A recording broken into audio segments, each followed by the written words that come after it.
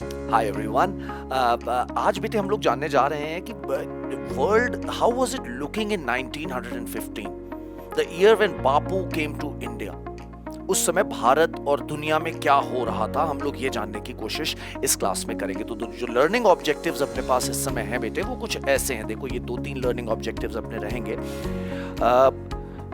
Globally क्या हो रहा था 1915 में, डोमेस्टिकली ब्रिटिश इंडिया में क्या हो रहा था, और तीसरा रोल हम जानना चाहेंगे यहाँ पर बेटे कि जो गांधी जी के पॉलिटिकल मेंटोर बताए जाते हैं, गोपाल कृष्ण गोखले, उनका क्या रोल रहा गांधी जी की लाइफ पर। So let's begin, right. पहले of course we'll start with the world in 1915। तो देखो, सबसे बड़ा जो इवेंट इस समय चल रहा था दुनिया में, वो था बेटा ये, the first world war was going on, right.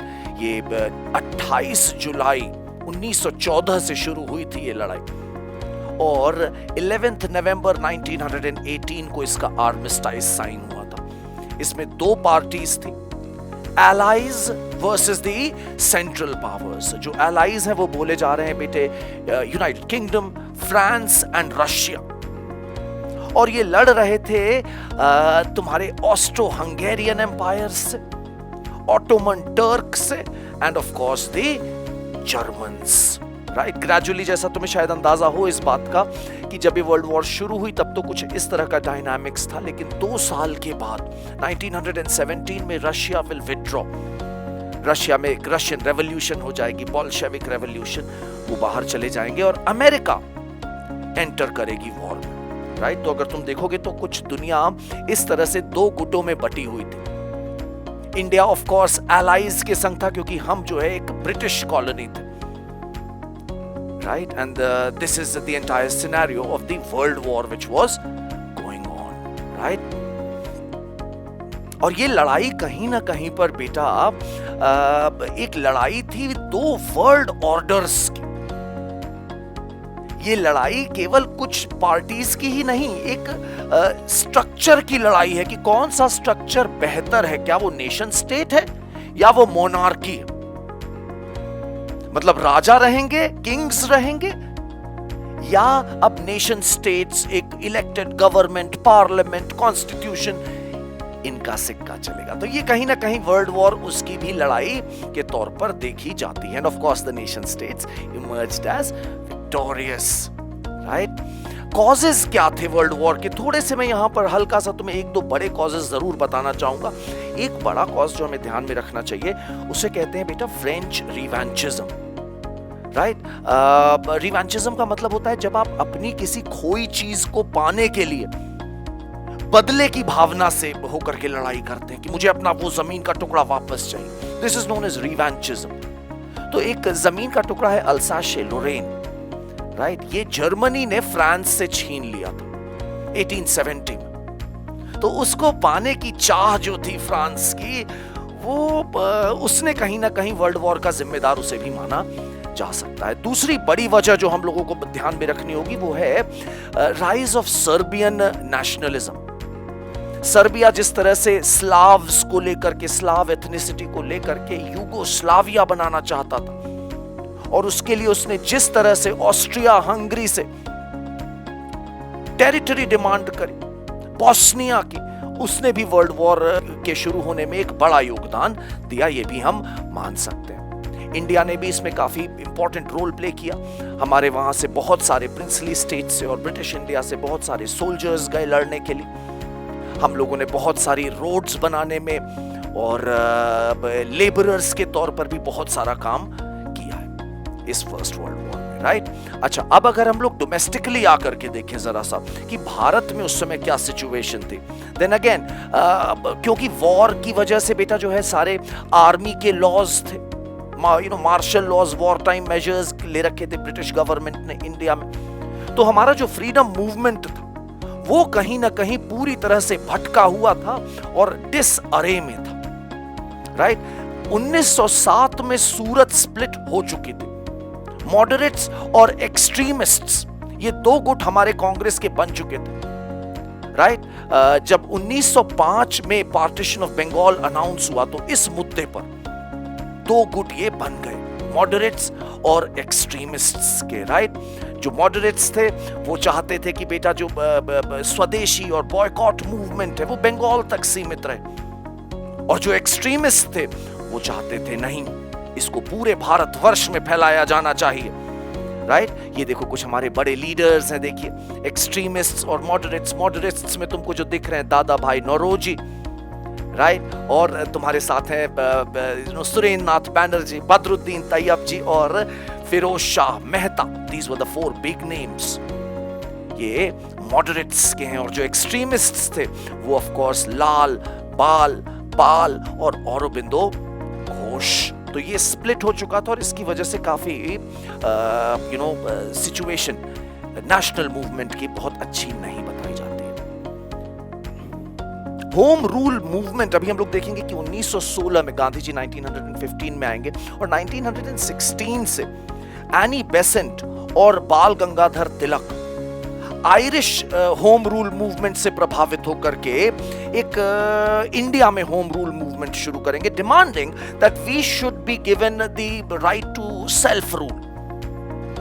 हम लोग अपने आप को खुद गवर्न कर सकते हैं, जैसे इंग्लैंड की बाकी व्हाइट कॉलोनीज अपने को गवर्न कर रही हैं, वैसे ऑस्ट्रेलिया की तरह, न्यूजीलैंड की तरह, साउथ अफ्रीका की तरह, राइट। तो एक ये होम रूल मूवमेंट शुरू किया गया, राइट।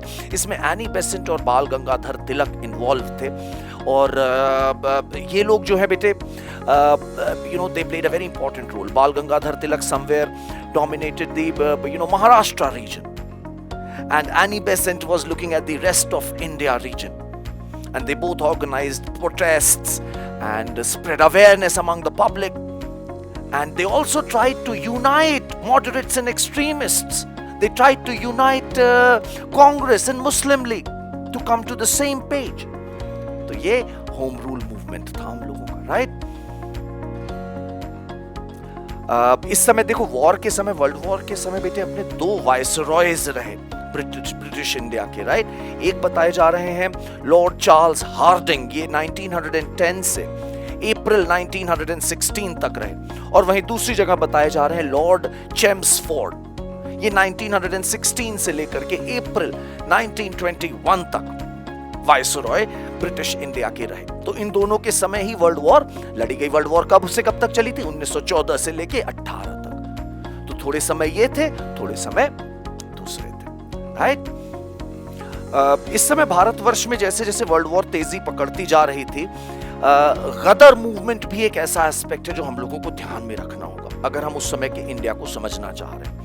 गदर मूवमेंट एक्सपैट्रिएट इंडियंस का, एक्सपैट इंडियंस का, वो इंडियंस जो भारत के बाहर जाकर के बस गए थे, ये उनका मूवमेंट था। उन्होंने भी कोशिश करी अर्ली 20th सेंचुरी में कि कैसे वो भारत को ब्रिटेन की चंगुल से बाहर निकालेंगे।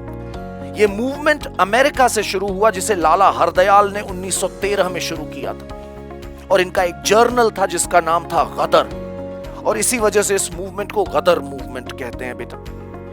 इस मूवमेंट में इन्होंने कोशिश करी कि हम लोग जितने भी बाहर भारत के लोग रह रहे हैं वो यूनाइट हो, और जब वर्ल्ड वॉर हुआ तो बहुत सारे इनमें से इंडिया आए, and they tried to organise rebellions, mutinies against British government, और इसमें इन्होंने इंडियन रेवोल्यूशनरीज से भी मदद मांगी। इसको कहते हैं गदर मूवमेंट, राइट। ये देखो, ये है तुम्हारे लीडर्स गदर पार्टी के, काफी सारे इसमें से अरेस्ट हो गए, बहुतों को मार दिया गया, काफी सारे सिख इन्वॉल्व थे इस गदर मूवमेंट में, ऐसा भी हम मान सकते हैं। अच्छा, अब जो तीसरा लर्निंग ऑब्जेक्टिव था अपना कि थोड़ा सा हम अप्रिशिएट करें गोपाल कृष्ण गोखले इनको। Apparently Gokhale is the political mentor of not only Mahatma Gandhi but also Muhammad Ali Jinnah।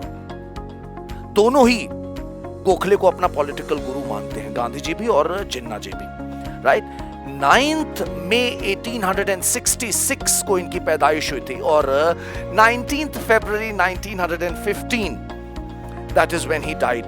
Now please remember, जनवरी में 9 जनवरी 1915 को महात्मा गांधी इंडिया पहुंचे, राइट। महात्मा गांधी इंडिया पहुंचे थे, और इन्होंने गोपाल कृष्ण गोखले से मुलाकात करी, और इनसे पूछा कि भाई what should I do now, what should be my next step, and this is what Gokhale asked him to do. Go and visit India. Go and know India. Bharat दर्शन करिए आप. Use public transport and visit so many places. And Gandhi realized that this is a very important task. क्योंकि अभी तक उन्हें पूरे south Africa का अनुभव है, भारतीयों का अनुभव है, बट भारत का अनुभव नहीं था. तो उनको ये कहा गया और इन्होंने उसके बाद 1 साल तक गांधी जी ने, बेटे हम लोग को बताया जाता है कि शांति निकेतन गए, कुंभ गए और तमाम जगह ये घूमे, south India, west India, every place, so many places he must have gone through.